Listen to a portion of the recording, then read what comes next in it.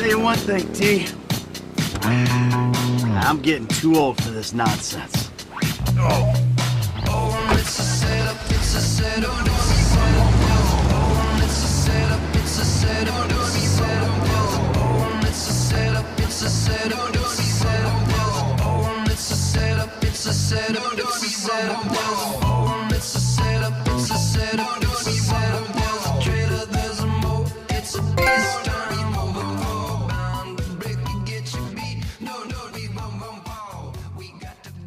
Welcome back to the Creep Show. I'm AJ Pateris. I'm Aurelio Martinez. We're the Creeps. Welcome today. We're going to talk two topics similar to what we've been doing. We got a football topic, and then we got a Wrestle Mania highlight review since we did watch it the other day. So that's where we're at today. Friday night, National Beer Day. About to go drink some beers after this as well. Yeah, I don't know if you should tell them that because we don't know when this podcast will be out, but It's true. whatever. But when you hear it, you'll go, National Beer Day. How did I miss it? True. We'll see. Well, we're going to start with re-leaguing. Well, at least what that means is for us, it's like football, but all sports really in the southern section in California. From Paso Robles to the edge of Ventura, LA County. That's, I think, the distance. What's the furthest school up that way? Towards LA? Furthest school south, I think, is Calabasas. That's included. Okay. Calabasas Oaks Christian, and then the furthest north has been Paso Robles, and then the furthest east, I think, has been either Nordoff or Fillmore or something like that. So it's a pretty big area, but the southern section's pretty big. It's got like 500 schools anyways. And I think CIF as a whole has like 1,500.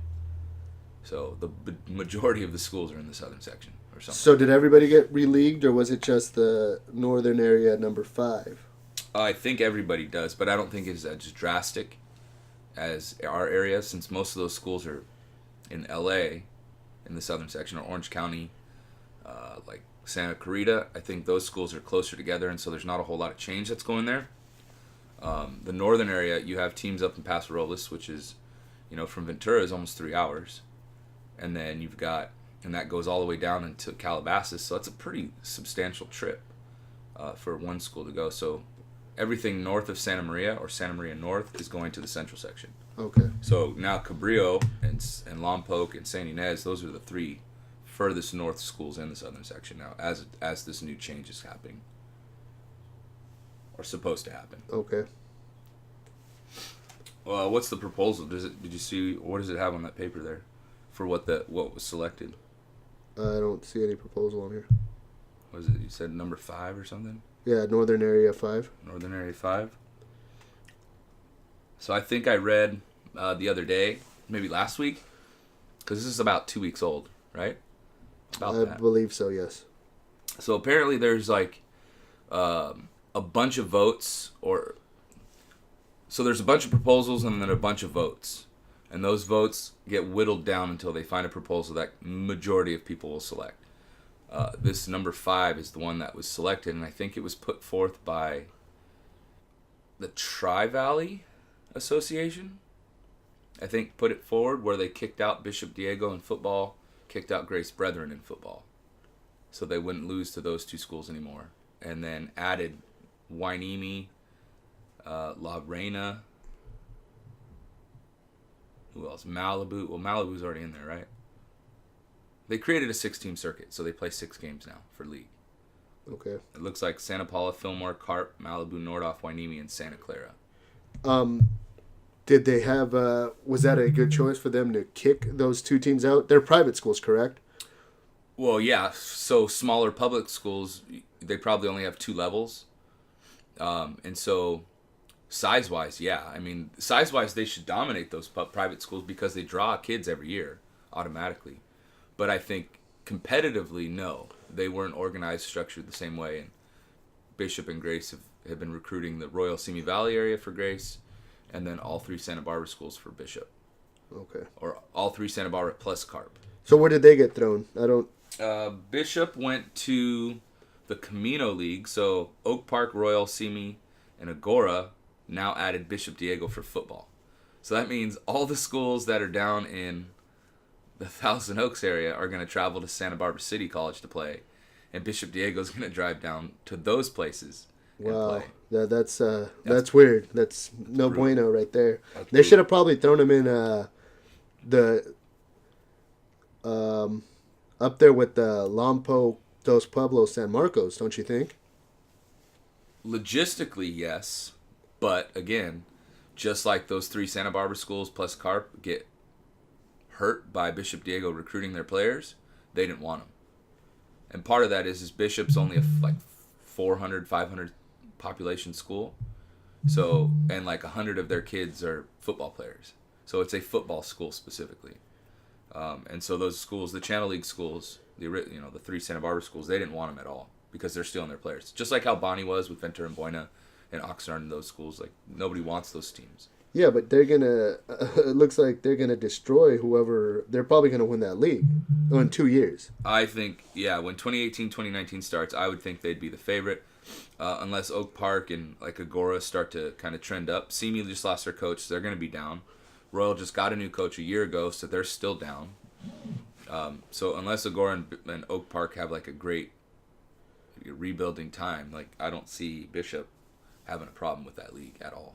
So, but then Grace got thrown into this league with a couple good teams. So That one fits, though, I think. And truthfully, I think you could have thrown Bishop into that one if you were going to say, okay, you're going to just put them in a league. Because I think that's kind of how it worked. We're just going to put them there. Because you could have put St. Bonnie, Camarillo, Thousand Oaks, Moore Park, and Grace together. You could have kept St. Bonnie with, Westlake and Oaks Christian and moved Bishop and Grace into that coastal league with Camarillo, Thousand Oaks, I think Moore that would have been better. To be honest with you, Competitively, it would have been. But again, Bishop only has 2 levels. True. There's no... They don't play a freshman team, or they don't have a freshman team. So it's just an interesting mix because a lot of these schools don't have 3 levels, so they're just mixed and matched. There's no real balance to it at all. It's just, oh, hey, we're going to just do this. I would venture to guess in 2 years, when they re-league again, it's going to change. I don't think anybody's going to be happy with what is here because there's going to be some winners and some losers. I think all sports-wise, the Tri-Valley won because it's their proposal. I think that got better.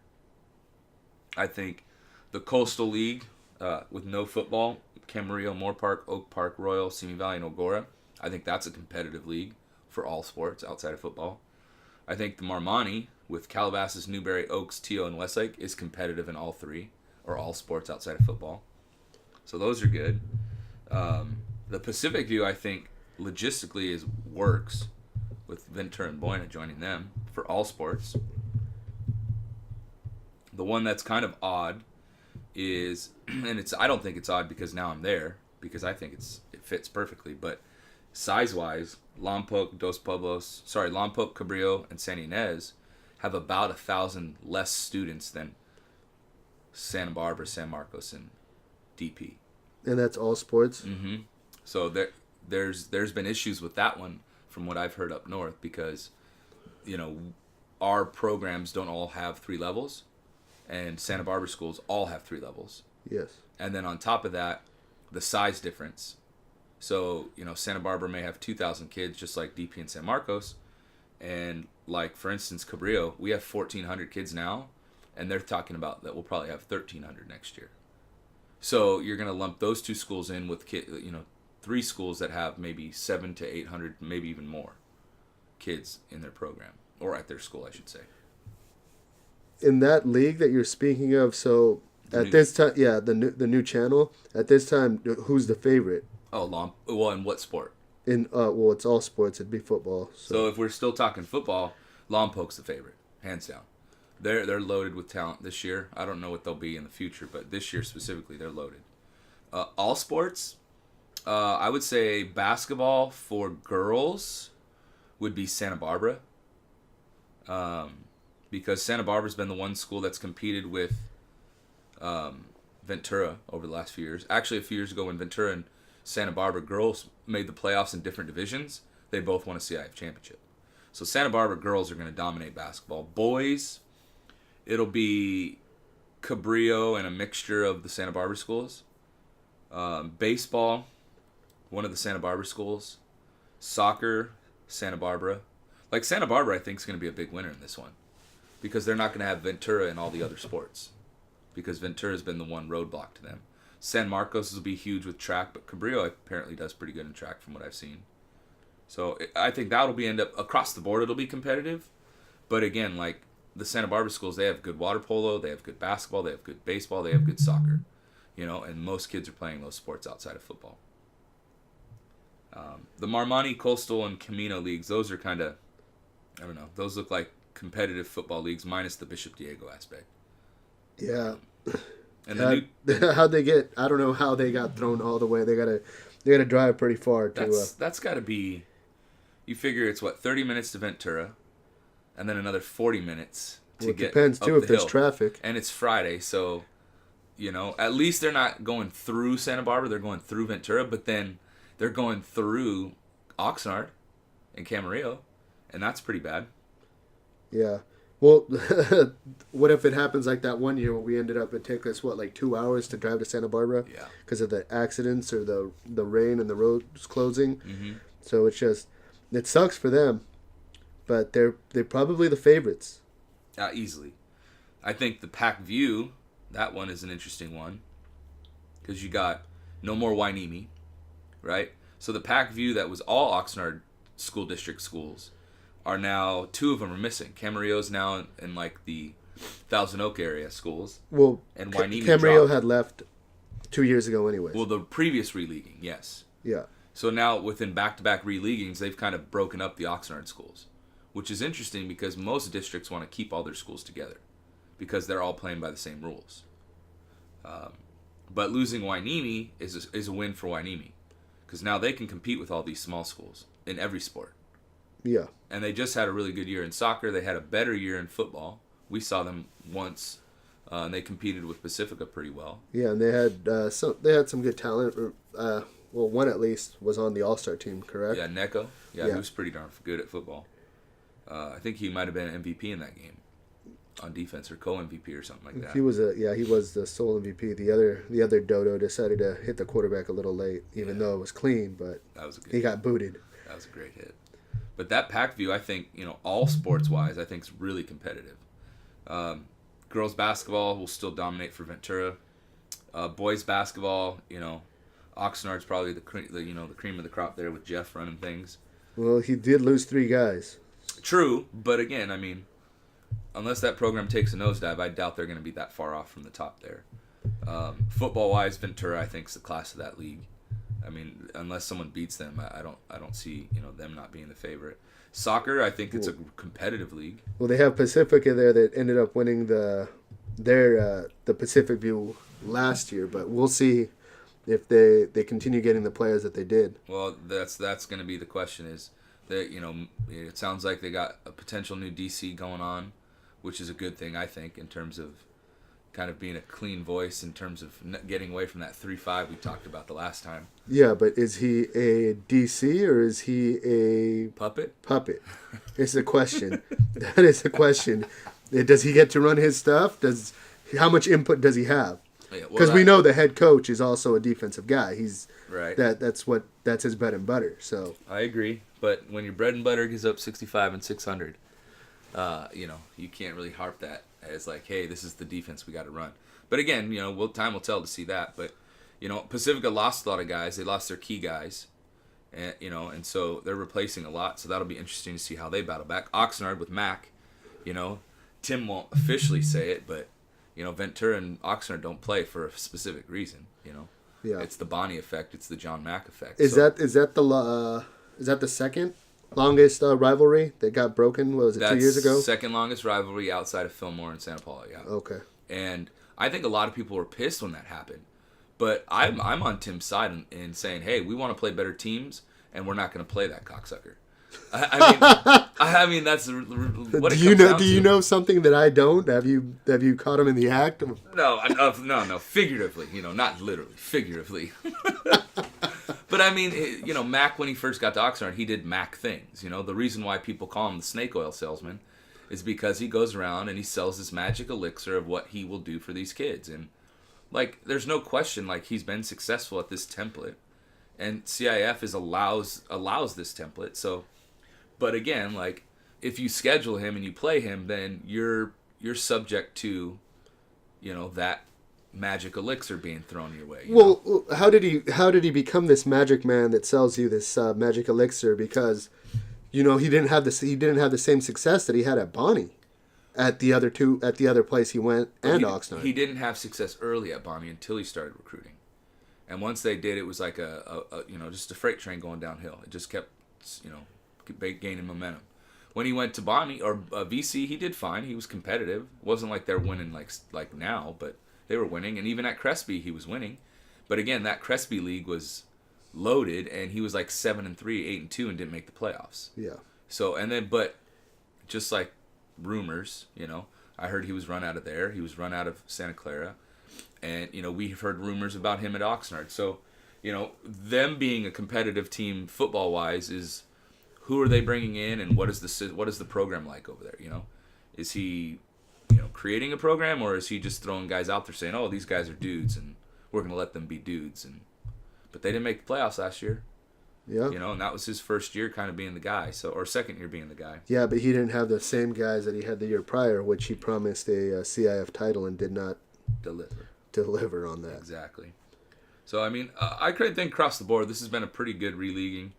I think the winners right now, St. Bonnie in football, no question. Going to the Coastal Canyon, lining up with Camarillo, Thousand Oaks, Moore Park, Grace. I honestly, right now, from what I've seen with all the transfers from Bonnie leaving, Camarillo and Moore Park are going to beat the shit out of them this year.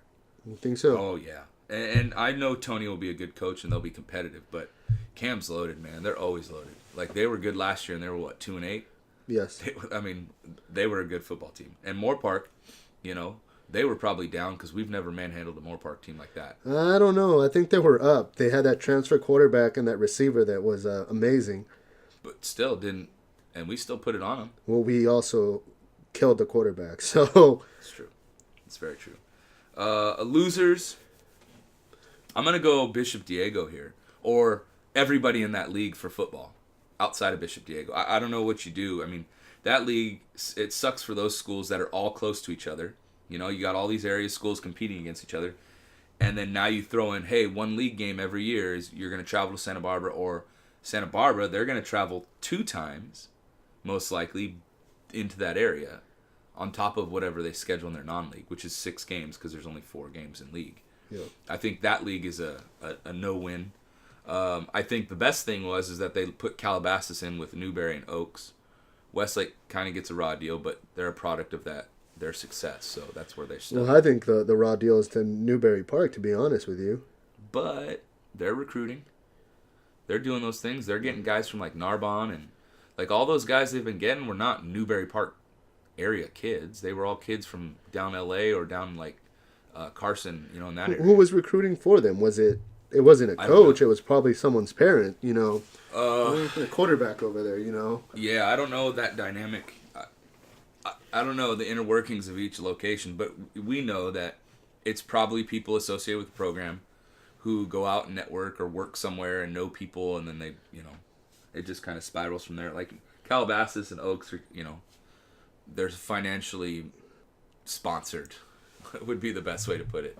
There's money there to support people coming in short term or for a short period of time, like 2-3 years or 2 years, to come and play and then leave. There's just too much money there. Well, Oaks is, from what I hear, is going to be a charter school? Yeah, it's IMG West is what I like to call it. Yeah, so... When you build dorms, on-campus dorms for housing kids from out of state, you're essentially saying we're going to go after those kids that are out of state, just like IMG is trying to do in Florida, and bring them in here. Which, fine.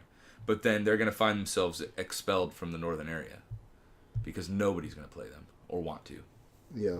Or they'll be lumped down into like a league with like Chaminade, because they're not really that far from Chaminade anyways, because Chatsworth is like right there. Was it a couple years, maybe? I don't recall. When they shot down that private school, all the private schools to play, and then someone ended up suing, so it didn't happen? Yeah, it was Oaks Christian and St. Bonnie that sued. Technically, Bonnie was right. But Bonnie was still associated as the John Mac Todd Therian Bonnie, right? So, but again, Bonnie also does really well in other sports. So they didn't want to travel to L.A. or Orange County or wherever these schools were. Oaks Christian used the same excuse, like, oh, that's too far of a travel. But they're on the county line, or they're like 2 exits away from the county line. Bonnie, at least, that's 40 minutes just to get to the county line or so, and then travel another hour. Like, Bonnie had a legit complaint. Like, they could have put Bonnie with, like, Grace Brethren, Bishop Diego, and maybe lumped them in with, like, Westlake and another school. You know what I mean? And then that would have been logistically okay, and then kicked Oaks out. You know, but they didn't do that. And so, like I said earlier, we're going to run into this releaguing's that's supposed to be every 4 years. But in the proposal for this number 5, I had read that there's going to do it every 2 years. And that's what my athletic director has set up, Cabrillo, that the voting now is 2 years long. And they'll play it out for 2 full years and then come back to the table and reassess. And it's still supposed to be all about competitive equity. I think what you end up doing is it's more logistics. How good are people? And they're going to lump the good people with each other and then keep the crappy teams together. But I think more of that is on the coaches and the schools for fostering crappy environments for sports.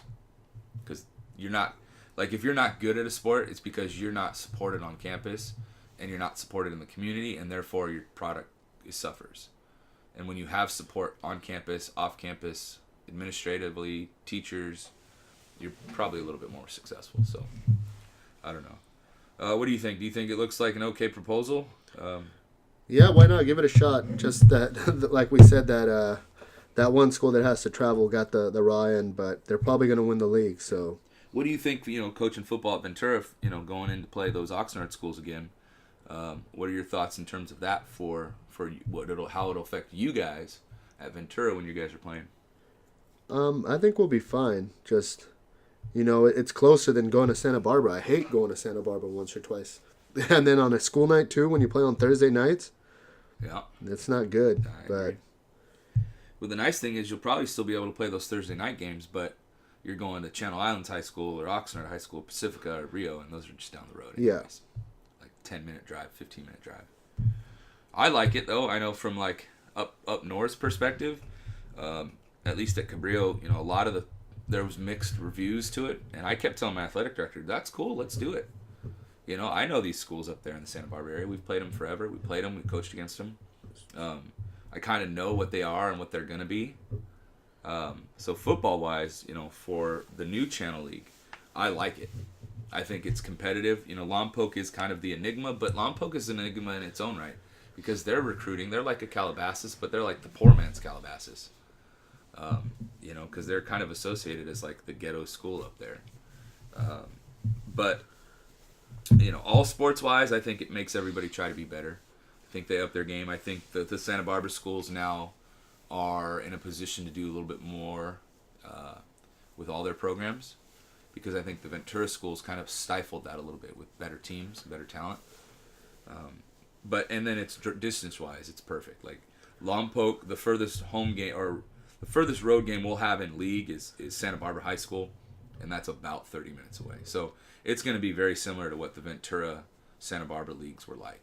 Okay. DP being the closest, then San Marcos, and then a little bit more you're into Santa Barbara. And Cabrillo's now, where I'm at, the furthest north school in the southern section. And it's off the 101, so you still got to take 15, 20-minute drive inland.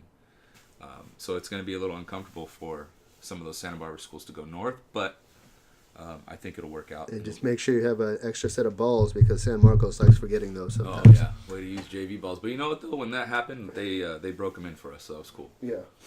So, anyway, so that's kind of the Northern Area 5 is what they voted on. It looks pretty good. There's a new league. That's the new Tri-Valley Football League. Looks okay. They don't have a name, so I don't know what that's going to turn out to be. It's going to be called the New League. Yeah, well, whatever. A bunch of no-name football teams. I think Santa Paula, if Nordhoff can get their act together, maybe.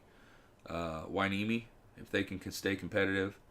And Fillmore, who knows? That's usually a pretty competitive school. Carpinteria, who knows? I know they're getting a new head coach. I just talked to him yesterday. I'm thinking about trying to play him early in the season just because, the situation up there is interesting for me. So I'm just looking to make sure that we can be competitive. I had thoughts of scheduling up, but, reality kind of kicks you in the nuts a little bit. So that's where we're at. Releaguing. It's going to be interesting. It doesn't start for another full year, which will be, a lot of questions on how it'll work, especially if this year, the last releaguing cycle, is successful again. Because what's also kind of interesting is last year was the first year they did with divisions, with the division changes. And so they changed how they do playoffs before they releagued. And everybody really liked it. Now you're going to do it for the second year and probably going to have another successful set of teams going in the playoffs from a variety of different areas that usually don't. And then you're going to go to a new league the following year, fuck everything up, and then have people start complaining because they're not, it's not realistic to what they were the year before or what they should be, or, so it's like every time you hit a groove, I feel like they're just like, nope, fuck you, we're going to switch it up and mix it up and give you a new look. Which, just like life, you just kind of adapt. But I know some like the local rivalries. I think that's kind of the question mark. So yeah, so is the Channel Islands Wainimi game, that used to be a rivalry? Are they gonna first game, like the Rio Camarillo game sort of thing? I don't know how that would work, but I would assume that would be the way they would have to go. That is an interesting question. You lose some traditional rivalries like that. But that's kind of the only one, if you really think about it. Like this, talking to Tim and talking to some of these other coaches in the new Pacific View, those guys are just going to schedule the Santa Barbara schools anyways, because it's the closest games they can play to travel. Because I've heard a rumor that some teams won't travel past 50 miles because they got to pay an extra fee. And in this case, it doesn't look like, they're not going very far if they're going to schedule Santa Barbara schools. So, but I know a lot of people are still trying to figure out schedules because as I've been trying to reschedule for the new league, I've talked to different schools and they're like, yeah, we're trying to figure out what we need and who we're keeping and how our schedule is going to change because of they had guys on their non-league who will now be in their league. So I think the scheduling aspect is going to be a very big challenge because you're not going to be able to get local teams like you were in the past. Mm-hmm. Like, for instance, like Oxnard or Rio Mesa and has scheduled both Ventura and Buena in their non-league, right? So now they get both of them into their league schedule, which means how does that affect their non-league? How many teams do they have to add? Who are they going to add? And if they can't add Ventura and Buena, where are they going? Are they going up to where we are, which looks like they might be, or are they going down south? Yeah. I think so. Those are going to be some logistical questions, like who's going to schedule who in football in those non-leagues. But I like it. It looks like it'll be competitive for the most part. I think we're good on this one. Yep. Today. All right, next one we're going to do is Wrestle Mania. And I don't know where we begin with that, but there is so much to digest on that one. Undertaker retiring. Shane O'Mac. AJ Styles having a classic match. John Cena proposing, getting his ass kicked, and then winning all of a sudden, and then proposing. The Hardy Boys. Hardy Boys, that was kind of badass off the chairs, or off the ladders. I mean. Yeah, Swanton. You had Randy Orton, Bray Wyatt. So-so match, but like family, like historic family names in business wrestling each other. Brock Lesnar, Goldberg. Less than 5 minutes. But the best match they've ever had. But still, that was less than 5 minutes. I agree. And then who else? They had random girls fight. The random, like, Fatal Six, or I don't even know what the hell they call it. At the end, almost like as the main event match, which was... Before the main event. Yeah. Like SmackDown. So the main event was Undertaker. Yes, which was weird, too. Which is weird. Versus Roman Reigns, no title. But maybe it makes sense now that since he retired, he was the last match. Now it makes sense format-wise that they would put him at the end. Yeah, but did you still have the girls before them? That was weird. Yeah, that makes no sense. That was weird. I like, especially that, like, you could have gone Brock Lesnar, Goldberg, another match, Undertaker, right? Finish with, like, boom, boom, boom. Like, finish with 3 really good matches. That probably would have been, like, trying to one-up each other. But then, and the girls didn't do bad. Like, they don't perform bad. I think the women's division is actually really good. The Raw specifically is main eventing Raw weekly. Like, the girls are finishing the show. And so I think that's pretty cool. But again, where it fit in the story, like, how do you wrestle AJ Styles, Shane McMahon early like almost as a kickoff show, and then the girls on SmackDown, which is the second tiered show, wrestle towards the end of the show. Like, that didn't make sense. Like, Yeah. Shane McMahon main evented a pay-per-view against Undertaker in a Hell in a Cell. How is he one of the first step, Just seems strange. No title, no championship title main evented the show. So it's like, wrestling is not, the format's not the same anymore.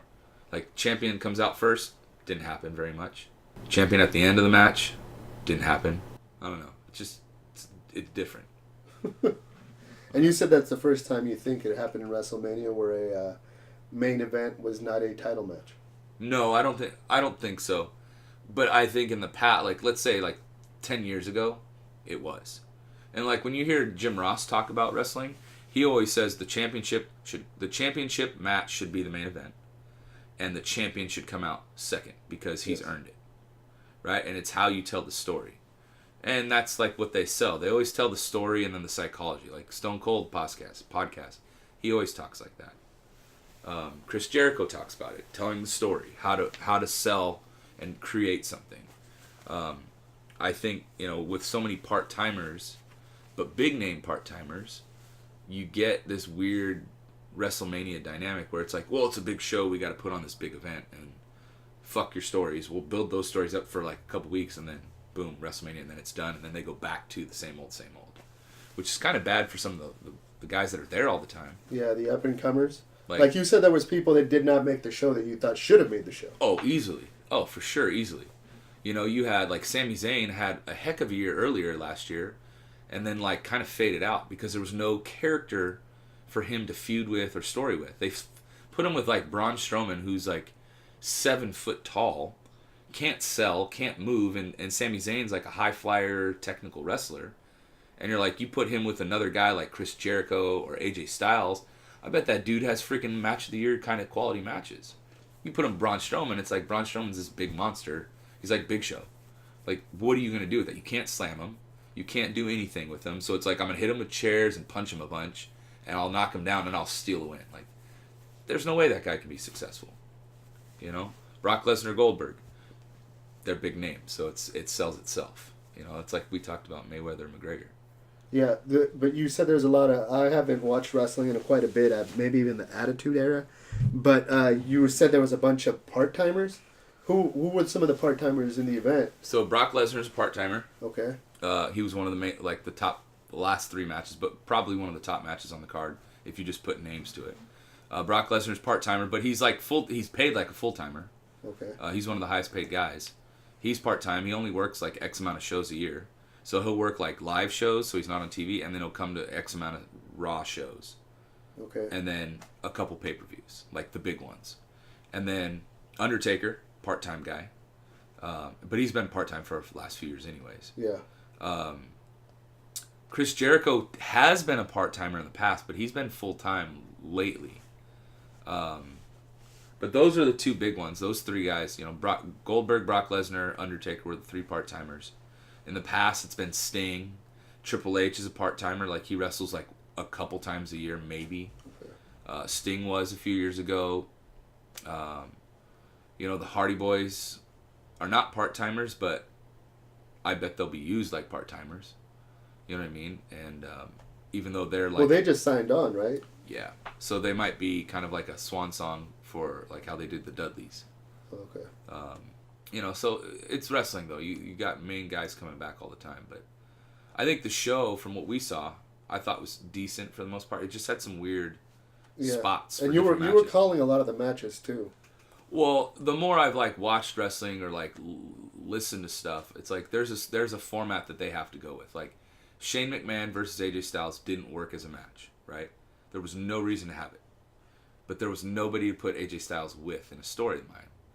They weren't going to partner him with John Cena because they'd already done it. There was, and I think part of it is that they have 2 brands like they used to. You remember the Draft? Yes. Well, that's what they did again. They put 2 shows together, or took one show and separated it into 2, and then split their talent. Well, they've got a lot of talent in NXT, but there are a lot of no-name guys that might not be ready, or some big-name guys that are ready, but they keep them there and keep building hype, which I understand that. But when you have only like 7 people to wrestle, you have 3 stories, there's 1 man out. You know what I mean? Mm-hmm. Same thing with Raw. Like, you don't have enough male superstars, so then the girls take over. You know, like, some have girls, but both sides have girls. Like, they'd be better off suited putting girls on one show and having a great division. But they have 2 shows, 2 girls, 2 championships. They have 2 championships for males, not enough guys for each division. 2 tag team champions, not enough guys to fill out 2 divisions. You said that the Raw champions didn't even fight. Or didn't perform that night. The SmackDown tag team champions didn't fight. Yeah. So that's again, like, so it's like, how important is that championship? The Intercontinental Championship wasn't even on the main show. It was on like the YouTube or Facebook show. Well, the Intercontinental Championship is probably, outside of the WWE, the most iconic championship in that brand, in that company. It's what Bret Hart, Shawn Michaels, Scott Hall, Stone Cold Steve Austin, Mr. Perfect, Bob Backlund, you know, the list goes. Honky Tonk Man, Macho Man, Jimmy Snuka, like all of the big names, right? All wore this title. And it's not even a main card championship bout. And it had 2 guys that were probably close to top guys on SmackDown. So it's just, you know, it's just weird. But I mean, I understand the logic. Big names, sell the show, get people to buy and make money. But in the process, you're hurting your storylines. Because you create these like fake short ones. You know, because again, AJ Styles, Shane McMahon, no reason for that match to happen. They'll put on a show, and they did. But again, no reason. Like, who's AJ Styles going to wrestle now? Nobody knows. Shinsuke? Nakamura or whatever his name is? Maybe. Maybe not. Not John Cena. Not The Miz. Not Dolph Ziggler. Not Seth Rollins. Not Kevin Owens, because they're on different shows. Or there's no story. So again, it's like there just doesn't seem like a real plan for things. They just kind of throw it together. And that's what I felt like WrestleMania was just something just mixed together real quick, and then that was the product. Well, what did you think of like the matches wise? Did you find that there was a better one? No, I was entertained. I was laughing because who was it? Randy Orton. Randy Orton, where they actually say, you know, you see the memes where he says out of nowhere, like that's where his move came out of, like out of nowhere. Like, seriously, like, he was getting his ass kicked, and out of nowhere. Out of nowhere, an RKO. Yeah, an RKO, and, you know, everybody thought the other dude was going to win the match, but I was like, okay, this is... That match was weird. Remember they had the, like, they'd turn off the lights in the match? Yes. And then there was, like, weird stuff in the... On the ring? That was so stupid. I think they're, like, trying to build up Bray Wyatt as, like, Undertaker, it felt like. Yeah. I don't know who Bret Wyatt is. I don't know, like, his move or what he represents, or... I didn't watch much of that. Like, I watched the promo before the fight, but I didn't understand it because I haven't been watching it. Yeah. He's, you remember IRS back in the day? Yes. It's his son. Okay. And his grandpa was in the business too, so he's like 3rd generation like guy. Okay. And his brother is also in WWE, and I don't know what he does anymore, if he does anything. Okay, but I'm talking about like his story. Like I understand he got like that Undertaker vibe. Is he some kind of like super powered? He's like a creature, dark. Does he like? He's something of Abigail. I didn't understand that. Yeah, he's like, so apparently, so he came in as like this guy a couple years ago, and he didn't get over like at all. So he went away, and he went into the independent circuits, and then created this character called Bray Wyatt, and he's supposed to be this like down south, like New Orleans type, you know, backwoods guy who's got a group of people that call him like the family, and it's like a Charles Manson style kind of character. Okay. But with like powers or something. Like they're trying to like Undertaker it up a little bit, which is a lot like, you know. But his character's unique. Like he got himself back to the WWE because of this character. Yeah. But I feel like the WWE is like, you know, oh well, let's do this and let's do that and let's do this, and it's like, okay, none of that makes any sense because it's not real. So who is Sister Abigail, or what? Nobody knows. Nobody knows. Nobody knows. Yeah, it was a cabin, and they burned it to the ground, and they said that she was buried there. That's it. Oh, okay. Like there's no. They just, that's one of his moves, and then there's a person that died, and then, but again, obviously nobody died, and it's just a wrestling. Yes. Move. So it's kind of dumb.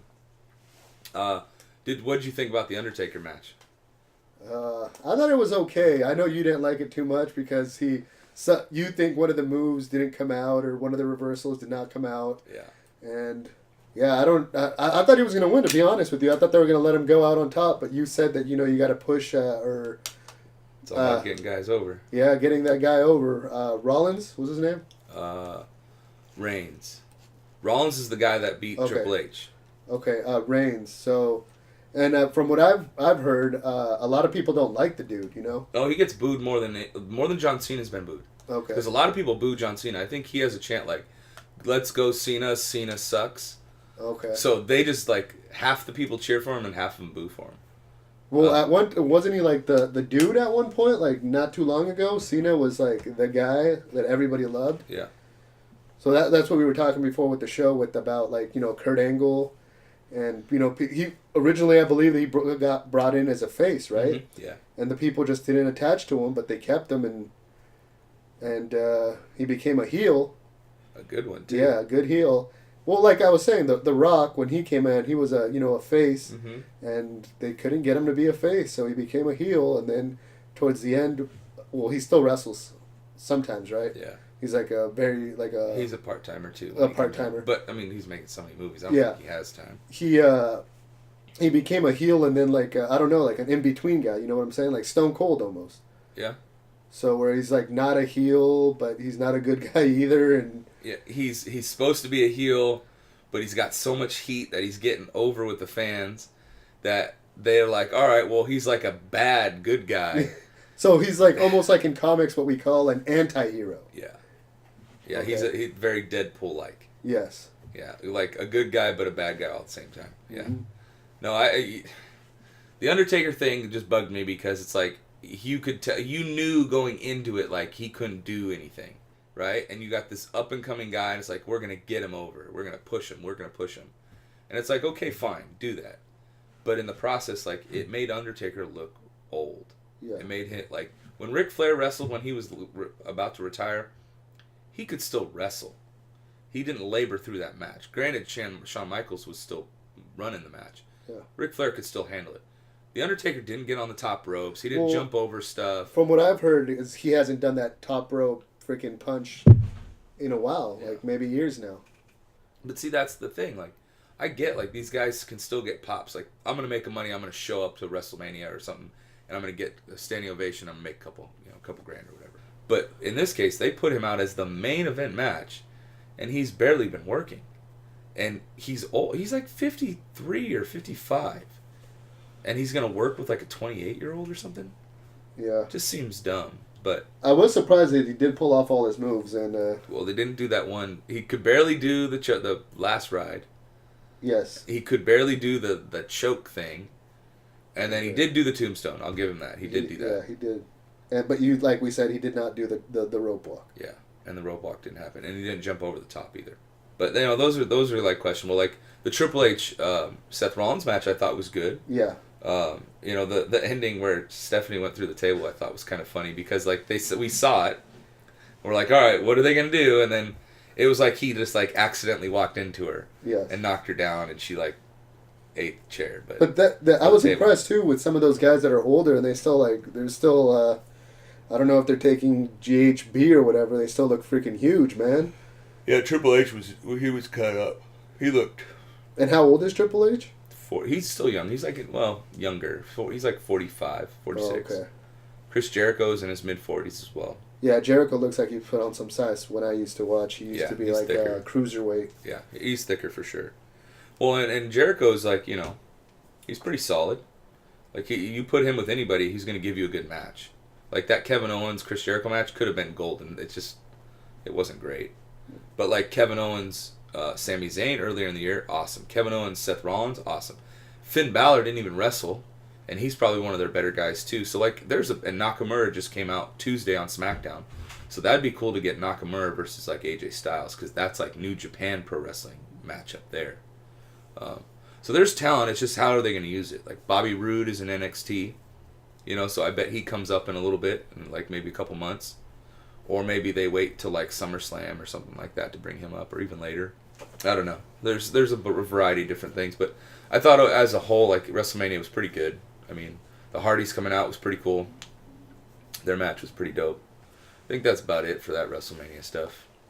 We kind of long-winded this time. It was kind of all over the place though, but two topics that we needed to touch upon, but probably didn't need to touch upon all at the same time. But whatever. It's all good. Hope you guys enjoyed. We'll probably be back maybe next week since I'm off school and Yo-Yo just wants to drink freaking milk. So That's what I do. all right, man. We're the Creeps, man. Hope you guys enjoy. Talk to you soon. Have a good night.